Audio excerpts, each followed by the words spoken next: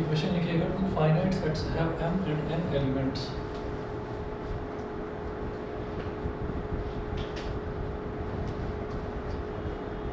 have m and n elements।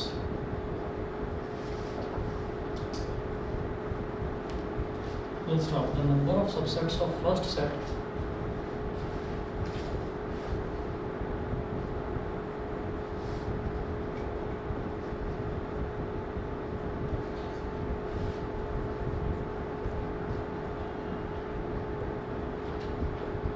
subsets of first set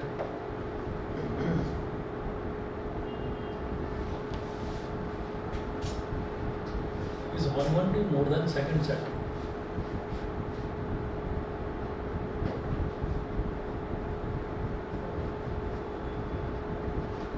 Is 112 more than second set.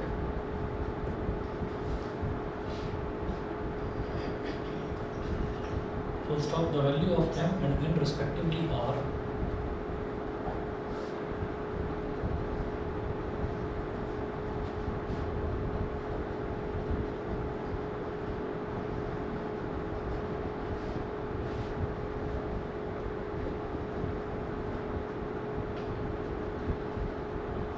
Respectively are. मेरे को m की और n की value जो है वो बतानी है कि क्या होगा।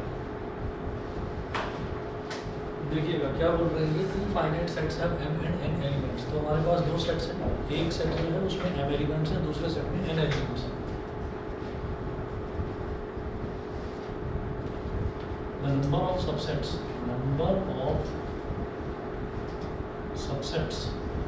Of first set,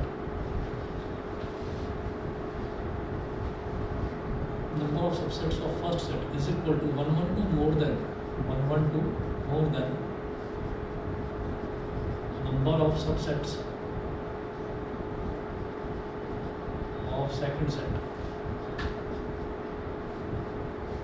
112 more than number of subsets of second set। तो number of subsets कितने होते हैं? हमेशा क्या होता है, जितने भी नंबर ऑफ एलिमेंट्स हैं 2 की पावर में वो आ जाता है। जैसे number of subsets of first set क्या दे रखा है, वो 2 की पावर m हो गया is equal to 112 more than number of subsets of second set. इसको इधर ले आओ, 2 की पावर m माइनस 2 की power n is equal to 112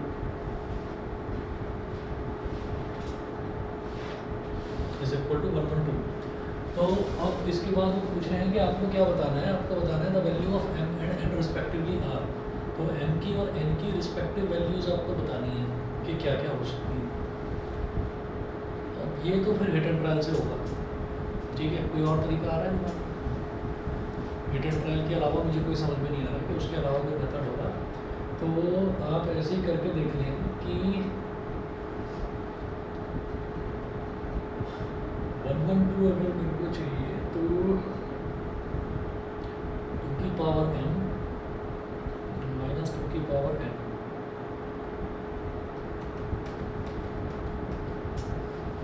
number of subsets of first set is 112 more than second set।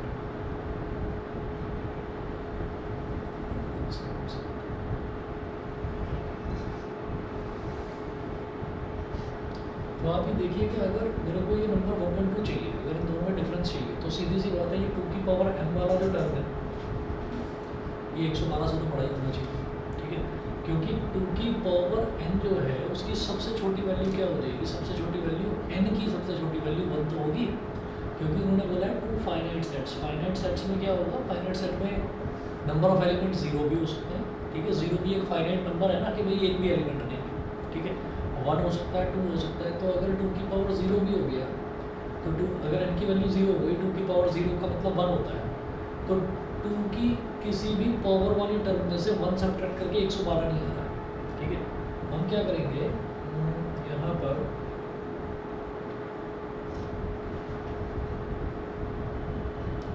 m की value 2 की power 3 8 होता है, 2 की पावर 4 16 होता है, 2 की पावर 5 2 की पावर 6 होता है 64, 2 की पावर 7 होता है 128। तो अगर m को 7 ले लें, if m is equal to 7, then 2 की power m is equal to 2 की पावर 7 मतलब 128. तो 2 की पावर m माइनस 2 की power m is equal to 112. तो 2 की पावर m आया 128 माइनस 2 की power n is equal to 112 minus 2 की power n is equal to 112 minus 128 कितना आएगा 16 आ गया. माइनस का 16 माइनस से माइनस कट गया तो n is equal to 4. ठीक है, n is equal to 7, n is equal to 4. ठीक है, ये हिट एंड ट्रायल से ही होगा.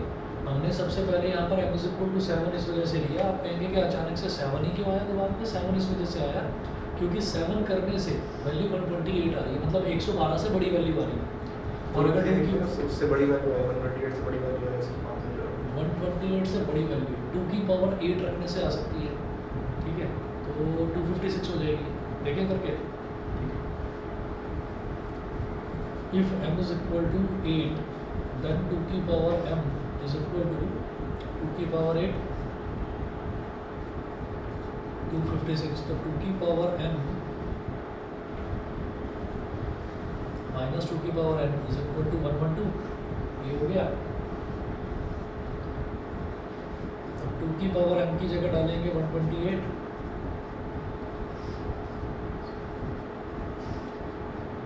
112 माइनस 2 की power n is equal to 112 minus 128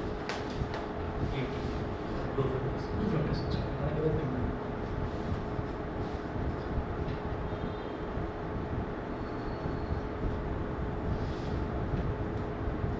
Six minus 2 is 4, 5 minus 1 is 4 और 2 minus 1 is 1.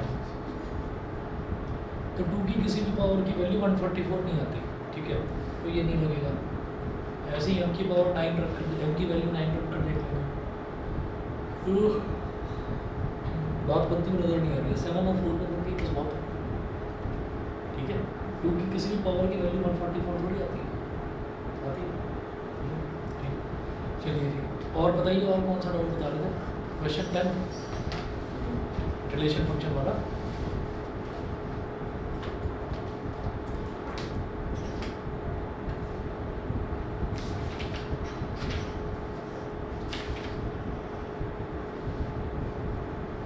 ये फर्स्ट एक्सरसाइज का क्वेश्चन नंबर 10 लास्ट क्लास में करवाया था.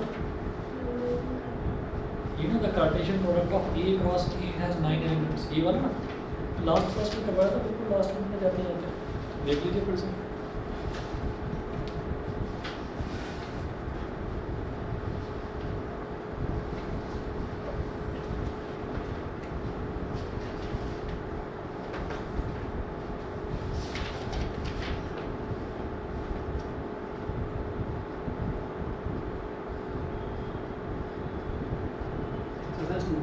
क्वेश्चन नंबर 10 देखिएगा.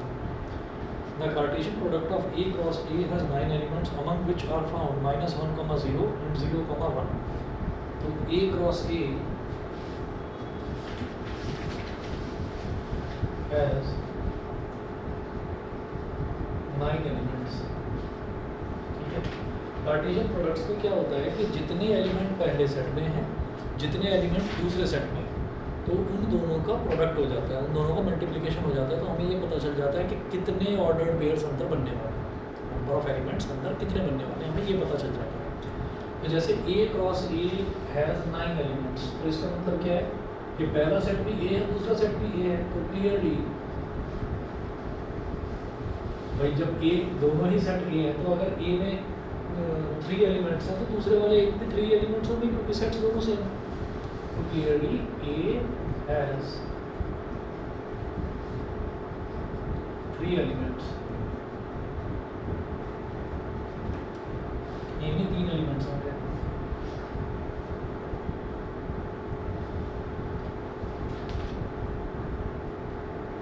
It is given that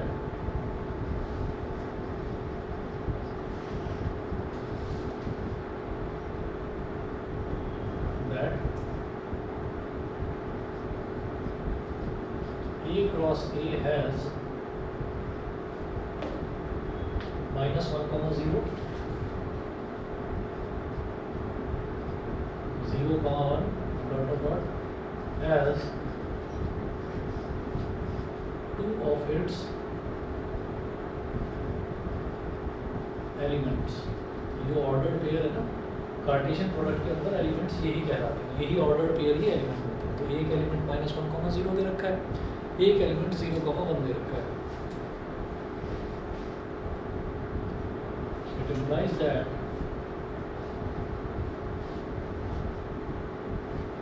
A can have पहली पोजीशन पर और इसकी पहली पोजीशन पर जो एलिमेंट्स लिखे हुए हैं वो एलिमेंट्स ए में आएंगे, वो ए में आएंगे, और जो दूसरी पोजीशन पर लिखा रहता है वो बी में आते हैं। अब यहाँ बी तो है नहीं, यहाँ तो ए ही है, तो माइनस 1 और 0 आ गया। अब जो सेकंड प्लेस है वो भी ए के ही एलिमेंट्स हैं, तो 0 है, 0 को रिपीट तो करेंगे नहीं, 1 है तो 1 इसमें आ गया। तो ये सेट ए हो जाएगा, माइनस 1 0। ठीक है, उन्होंने बोला था find the set A and the remaining elements of A cross ए। तो हम ये करेंगे, therefore set A is minus 1 0 1 and A cross A is minus 1 0 1 cross minus 1 0 1। Minus 1 comma minus 1 minus 1 comma 0 minus 1 comma 1। फिर दूसरा क्या होगा, 0 का तीनों के साथ पेयरिंग होगी, 0 कॉमा माइनस 1 0 कॉमा 0 0 कॉमा 1। फिर 1 की तीनों के साथ पेयरिंग होगी, तो 1 कॉमा माइनस 1 1 कॉमा 0 और 1 कॉमा 1। इवेंट्स काउंटेड की 1 2 3 4 5 6 7 8 9 एलिमेंट्स होंगे इसके। ठीक है, चलिए जी, इसके बाद सर थर्ड और फिफ्थ, थर्ड का फिफ्थ नहीं sir fifth question, A cross A cross A.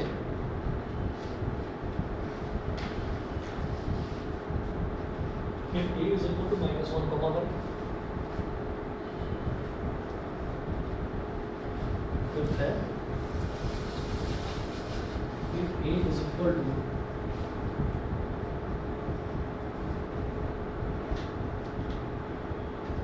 minus 1 comma 1, find A cross A cross A।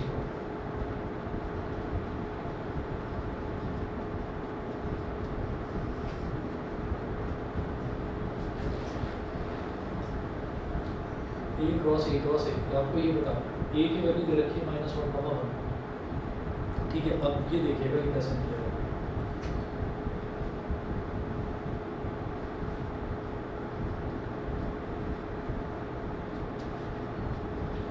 ये हो गया minus 1 comma 1 cross minus 1 comma 1, minus 1 comma minus 1 minus 1 comma 1 1 comma minus 1 1 comma 1। ये तो हो गया ए cross ए। हाँ तो ठीक, अब क्या निकालना है, ए क्रॉस ए क्रॉस ए।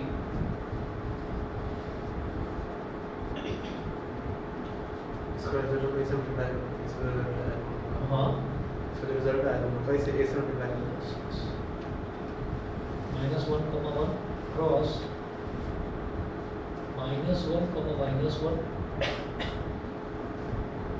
Minus 1 comma 1 1 comma minus 1 1 comma 1। ठीक है, तो अब इसमें क्या करेंगे, पहले माइनस 1 की पेयरिंग 1 2 3 4 इन चारों के साथ, फिर 1 की पेयरिंग इन चारों के साथ, बस। तो इसमें क्या होता है कि जब 3 सेट आ जाते हैं तो पेयर ना बनकर ट्रिपलेट बनती है। ठीक, तो क्या हो जाएगा, माइनस 1 कॉमा माइनस 1 माइनस 1। फिर -1 का इन दोनों के साथ, तो -1 -1 1, फिर -1 1 -1, फिर -1 1 1, ये हो गया। फिर इसका 1 -1 -1, ठीक है। फिर इसका इन दोनों के साथ में तो 1 -1 1 1 -1 1, फिर इसका इनके साथ में 1 1 -1 1 1 -1, फिर इसका इनके साथ में 1 1 1।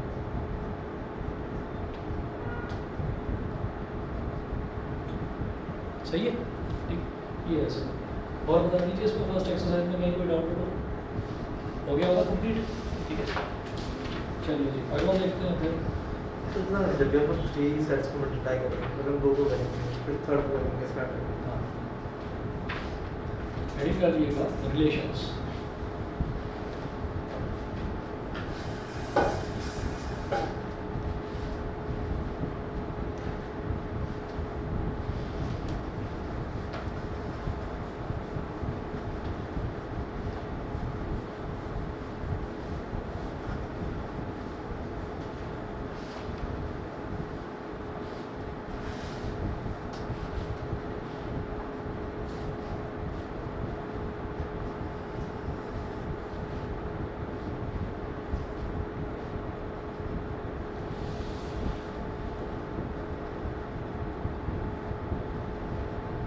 Relations.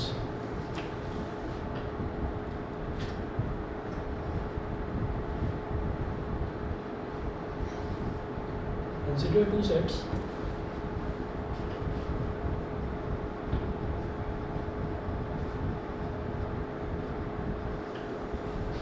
Consider two sets P and Q, capital P.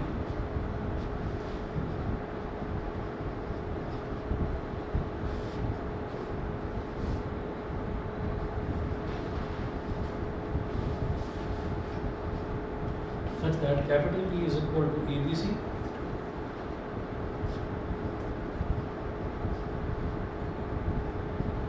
and capital Q is equal to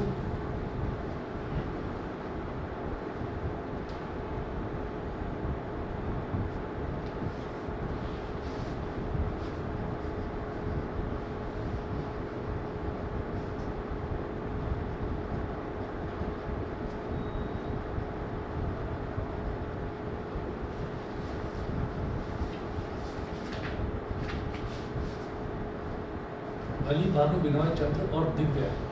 तो ये दे रखा है उनको। अब उन्होंने कहा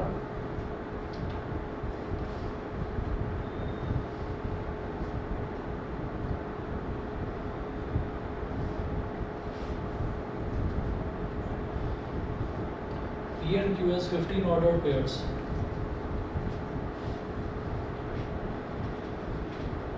P and Q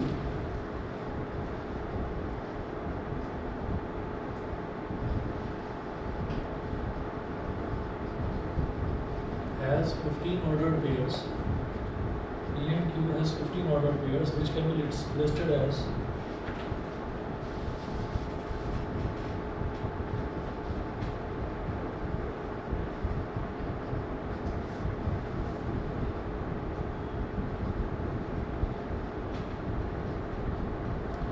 पहले ए का पेयरिंग सबके साथ होगी तो ए कॉमा अली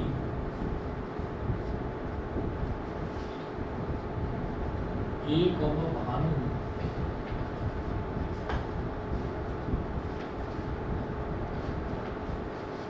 ए कॉमा बिनोय ऐसे डॉट डॉट डॉट करके ए की सबके साथ हुई, फिर बी की सबके साथ पेयरिंग, फिर सी की सबके साथ पेयरिंग, तो लास्ट एलिमेंट क्या आएगा सी कॉमा दिव्य। तो अब आप ये देखिएगा कि जैसे मैंने आपको इस वाले पहले वाले इसमें बताया था, इस वाले एग्जांपल में कि ए में 3 एलिमेंट होंगे, इसमें भी 3 एलिमेंट होंगे, तो 3 × 3 टोटल 9 एलिमेंट्स आएंगे उसमें। अब आप यहाँ पर देखें, यहाँ पर पहला सेट पी है और दूसरा सेट क्यू है, तो पी में 3 एलिमेंट्स हैं, इसमें 5 है, तो 3 × 5 15 हो गया, तो टोटल 15 एलिमेंट्स आ गए। ठीक है, अब रिलेशन की हम बात करते हैं। रिलेशन क्या होता है कि ये जो कार्टेशियन प्रोडक्ट होता है ना, इस कार्टेशियन प्रोडक्ट में से ही निकला हुआ कोई सबसेट होता है, ठीक है।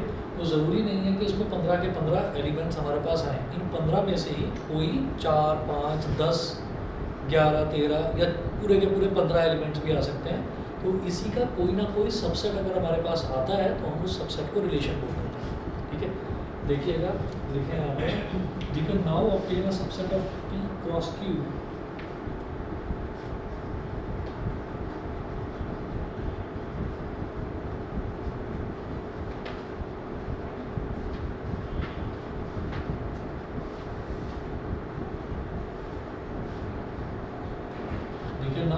subset of P cross Q by introducing a relation R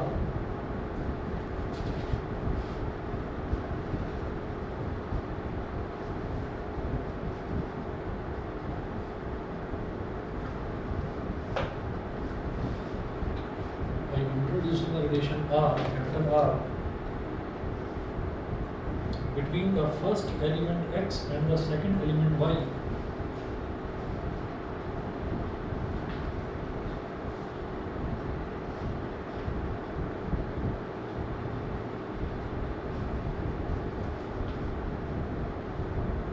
First element X and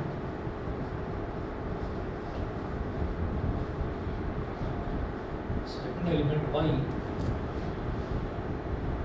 of each ordered pair X, Y as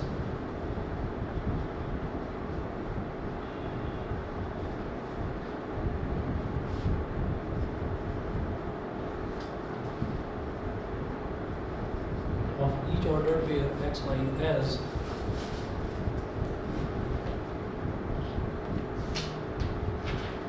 X, Y as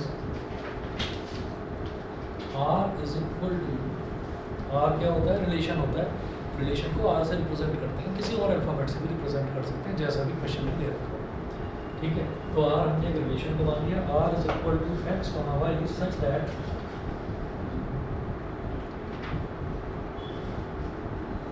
X, Y such that, ये हम कॉलम बनाते हैं यानी कि दो डॉट्स लगाते हैं, इसको बोला जाता है such that X is the first letter of the name Y.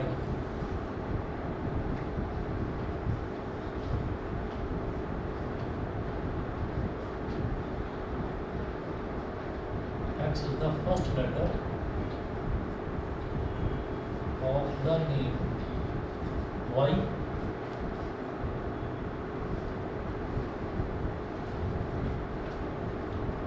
comma X belonging to P,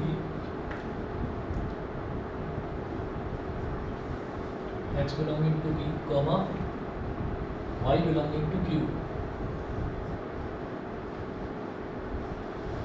X belongs to P, Y belongs to Q. ये हो गया X, Y. X is the first letter of the name Y. X is the first letter of the name Y. तो A और अली, तो A सिर्फ अली के साथ ही relate करेगा क्योंकि A अल्फ़ाबेट से शुरू होने वाला और कोई नाम है ही नहीं। तो हम ये कहेंगे कि ये रिलेशन क्या बन जाएगा, X, Y। तो X कहाँ से उठाना है, P में से, यानी कि P सेट में से X उठाना है, और Y मतलब दूसरा एलिमेंट वो कहाँ से उठाना है, वो Q में से उठाना है। तो A, अली,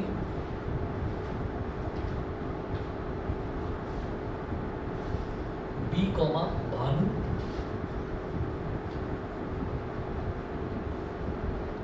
और B, बिनॉय भी है, C, चंद्र,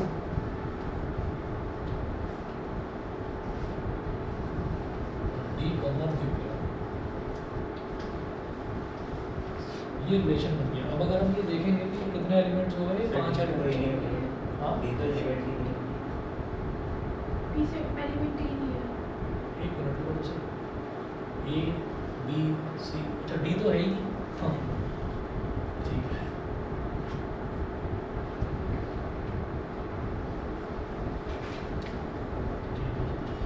तो ये हो गया। अब आप ये देखिएगा कि इसमें 4 एलिमेंट्स हमारे पास आए हैं, तो 4 एलिमेंट्स का मतलब ये हुआ कि ये इन्हीं में से निकला है, जो इसका कार्टेशियन प्रोडक्ट है जिसके अंदर टोटल 15 एलिमेंट्स थे, इसी में से निकला है। तो एक सबसेट जो है कार्टेशियन प्रोडक्ट में से निकलने वाला जो एक सबसेट है उसी को हम रिलेशन बोल देते हैं। अच्छा, इस रिलेशन को जैसे हम सेट्स में एक वन डायग्राम बनाते थे, वेन डायग्राम से सेट्स को रिप्रेजेंट करते थे, ऐसे ही यहाँ पर एरो डायग्राम से रिप्रेजेंट करते हैं। तो यहाँ लिखेंगे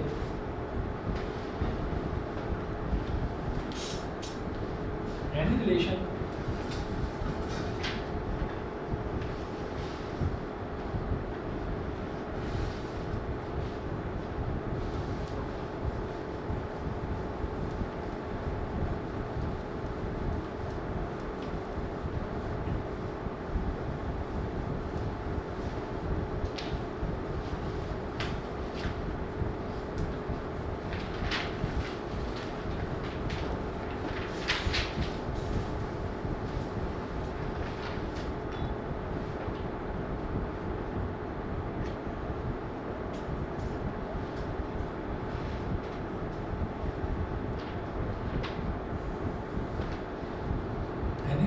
can be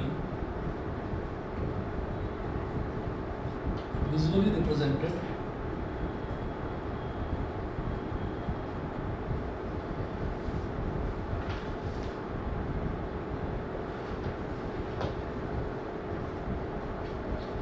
by an arrow diagram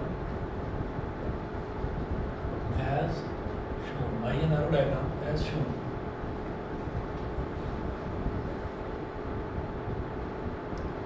पर आपने पी सेट बना लिया, यहाँ पर बना लिया क्यू।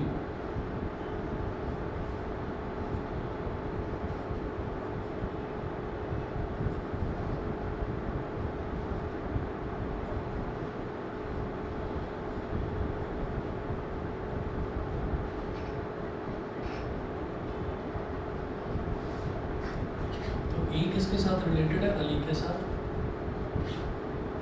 बी रिलेटेड है भानु के साथ और बी रिलेटेड है बिनॉय के साथ। सी रिलेटेड है चंद्रा के साथ। ठीक है, इस तरीके से इसको रिप्रेजेंट करा जा सकता है ऐसे arrow.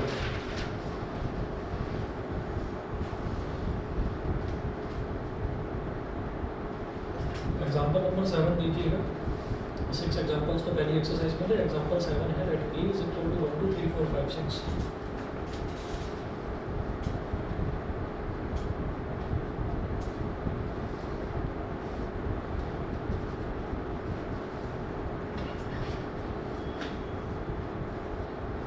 Let capital A is equal to 1 2 3 4 5 6. Full stop. Define a relation capital R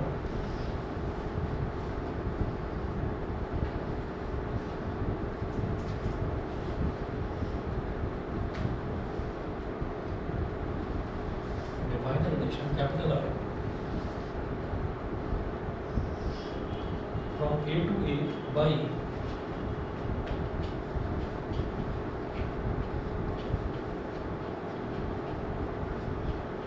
A to A by R is equal to x comma y.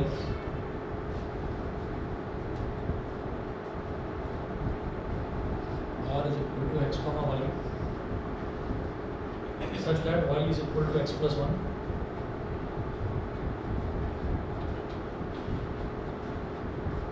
Such that y is equal to x plus 1. First, depict this relation using an arrow diagram.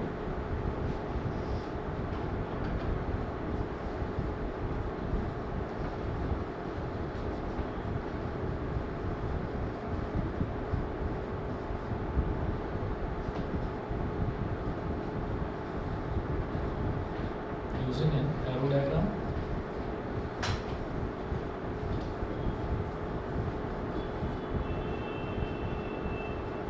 Second है write down the domain, codomain and range of R.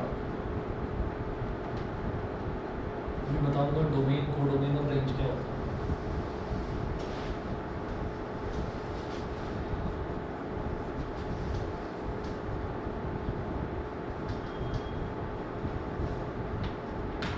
Codomain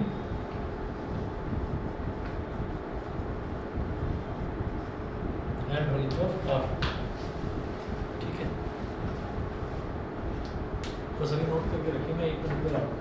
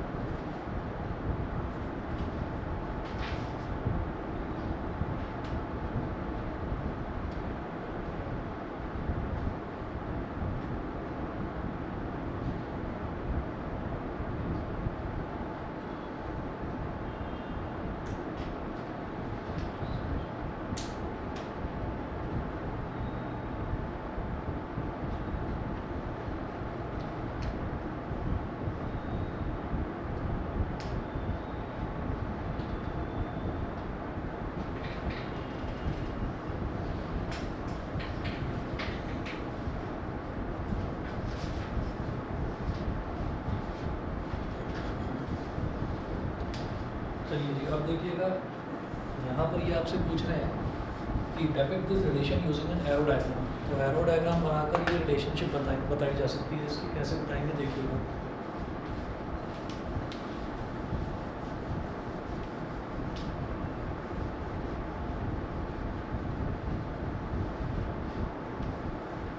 sir modulus है इसका? हाँ जी, stock में modulus है।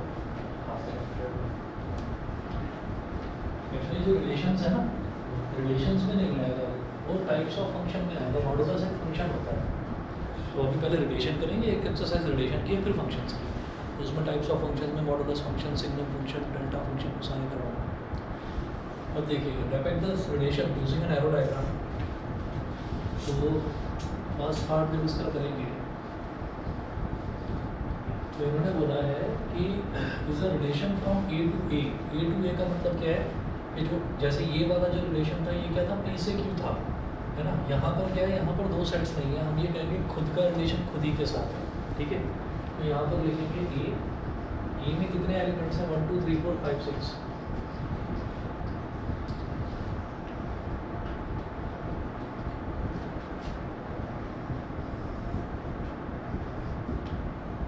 दूसरा set भी ए है, उसमें भी यही एलिमेंट्स हैं, 1 2 3 4 5 6, ठीक है।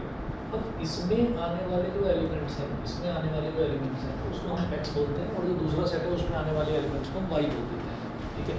तो अब आप ये देखिएगा कि रिलेशन क्या दे रखा है, रिलेशन दे रखा है y is equal to x plus 1। y is equal to x plus 1 का मतलब ये हो गया कि जो इधर वाला एलिमेंट है, इधर वाला एलिमेंट वो y है, इधर वाला x है। तो x को एक एक करके उठाते हैं और फिर देखते हैं y की क्या क्या वैल्यू आती है। अगर मैंने x को ले लिया 1 तो y की वैल्यू क्या आएगी, 2। अगर x को 1 ले लिया तो y की वैल्यू आएगी 1 + 1 2, ठीक है।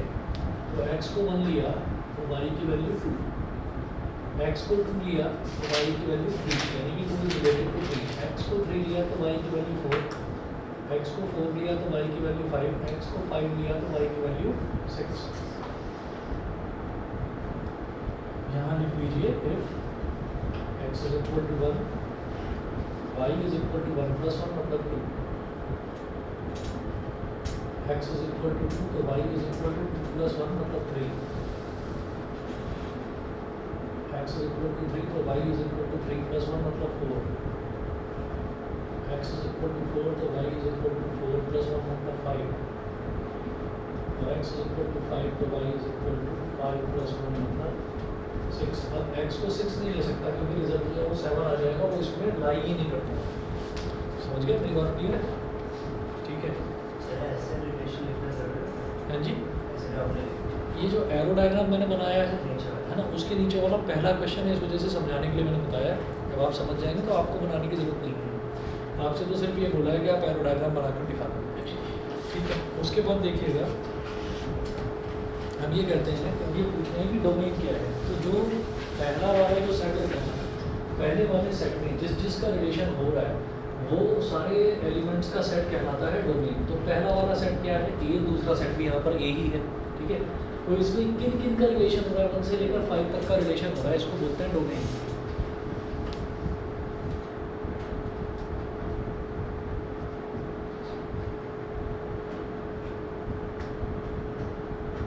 मैंने राइट डोमेन का डोमेन लिख दिया, राइट डाउन का डोमेन था।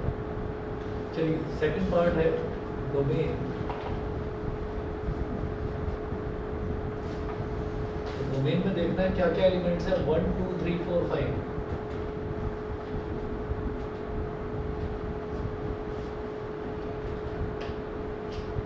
कोडोमेन यहाँ लिखे द एंटायर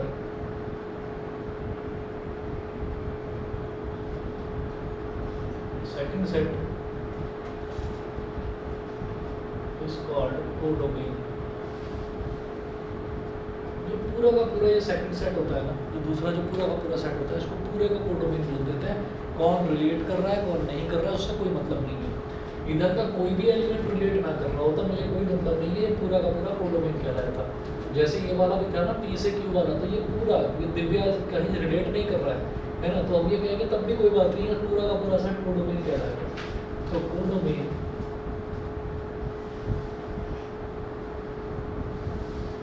इज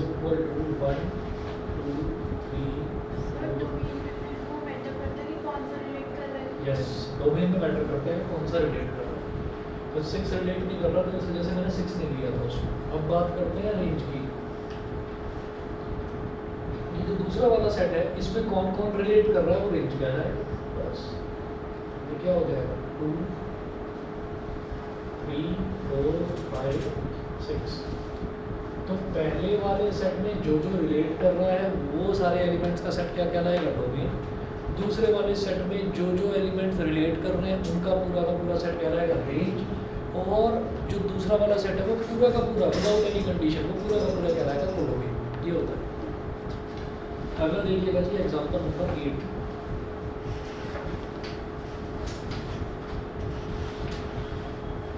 एग्जांपल 8 में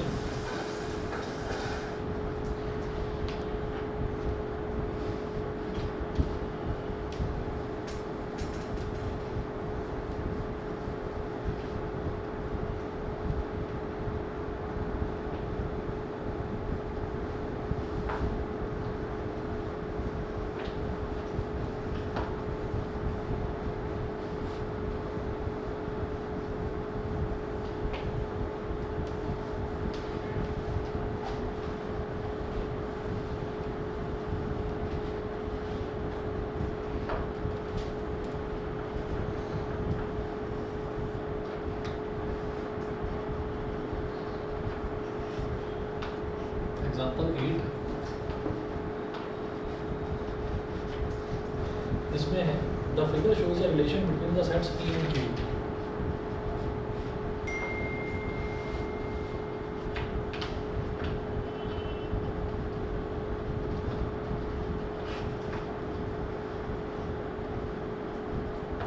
The figure shows the relation between the sets P and Q.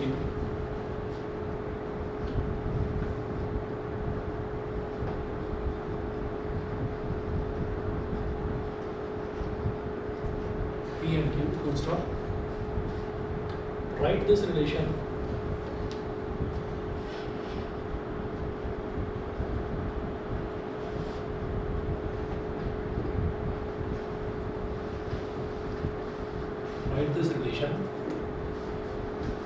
First है in set builder form.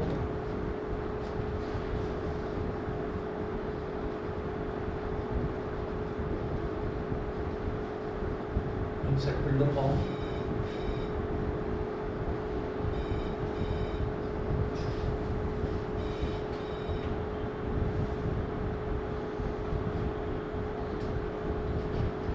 Second है in roster form.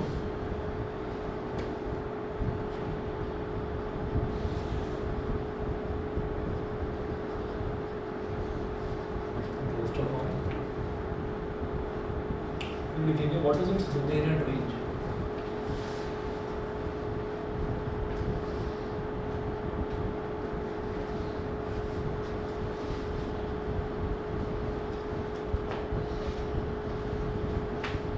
What is its domain and range.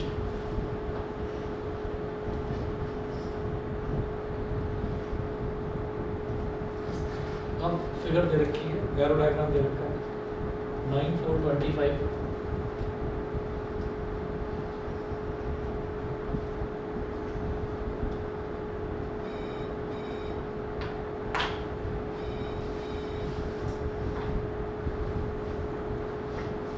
9 4 25 तो Q है 5 3 2 1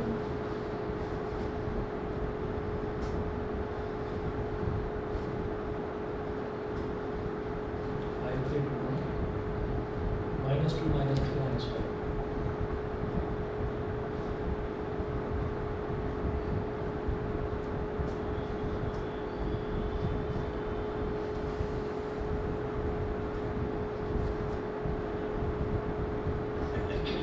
nine relate कर रहा है 3 और -3 के साथ।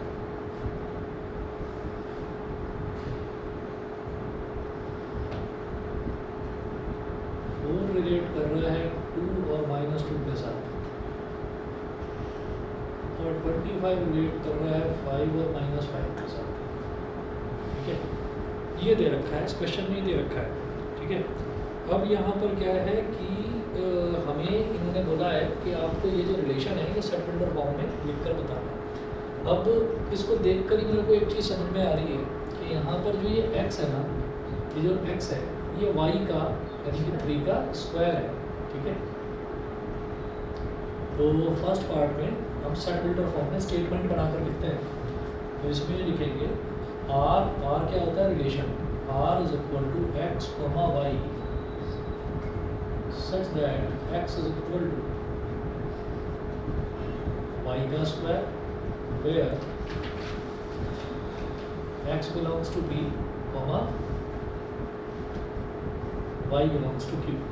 x p को बिलोंग करता है और y q को बिलोंग करता है। अभी समझ में आ गया होगा, इसमें कुछ ऐसा खास है, ठीक है। अगला देख लीजिए जो सेकंड पार्ट है।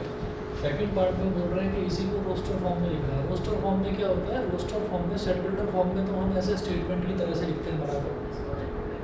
अच्छा हाँ ठीक है ठीक है। सेकंड है हमारा रोस्टर फॉर्म। तो रोस्टर फॉर्म में इसको क्या करेंगे कि x, y तो 9, 3 9, -3 गुड 4, 2 और 4, -2 25, 5 और 25, -5 हो गया रोस्टर फॉर्म, ठीक है ना भाई। कौन कौन किस किस के साथ रिलेट कर रहा है, तो x, y इस तरह से हम लिखते हैं। उसके बाद देखिएगा वो पूछ रहे हैं what is its domain and range, ठीक है। तो आपको इसकी डोमेन भी बताना है, आपको इसका रेंज भी बताना है। डोमेन इधर का देखते हैं कौन कौन रिलेट कर रहा है, तीनों ही रिलेट कर रहे हैं। तो ये पूरा का पूरा जो पहला सेट है यही डोमेन हो गया। तो हम ये कहेंगे डोमेन क्या हो गया 9, 4, 25। अब जो रेंज है 1 को छोड़कर सारे, अगर डोमेन को डोमेन पूछते तो सारा का सारा सेट आ जाता यूज करना।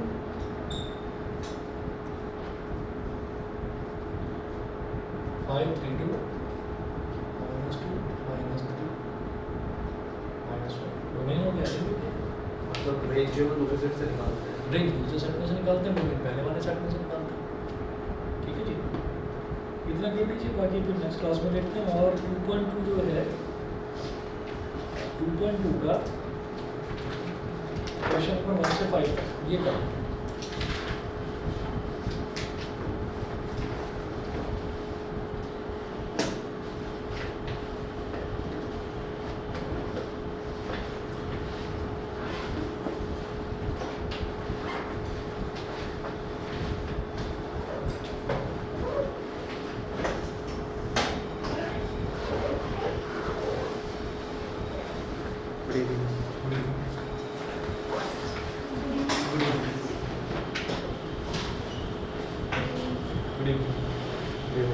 Good evening.